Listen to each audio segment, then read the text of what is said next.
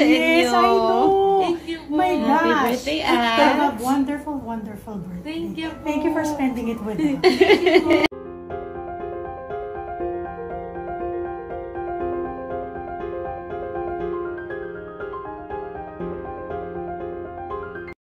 Hello at welcome back sa aking channel. Judy Ann Santos, ganito ang regalo niya kay Johan sa 20th birthday nito.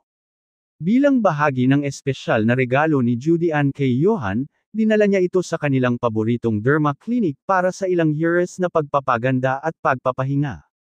Makikita ang kasiyahan at kilig sa mukha ni Johan, pansin pa na ang sweet nito sa kanyang lola. Talagang ipinakita ni Judy Ann ang kanyang pagmamahal sa anak sa pamamagitan ng pagpunta nila sa klinik kahit may klase pa ang anak para sa espesyal na araw na ito, isang mahalagang alaala para kay Johan na makasama ang kanyang ina at lola sa isang bonding na puno ng pagmamahalan at pagpapaganda. Narito at ating panoorin ang video, pero bago yan maaari po kayong mag-subscribe para laging updated sa iba pang kaganapan. Happy Ivy Day kami today because it's Ate's birthday. Pero may pasok pa siya. So, we shall bond before she goes to school with Mama. Hi. Wow. Happy birthday. Demure yan. Demure. Paano yung demure?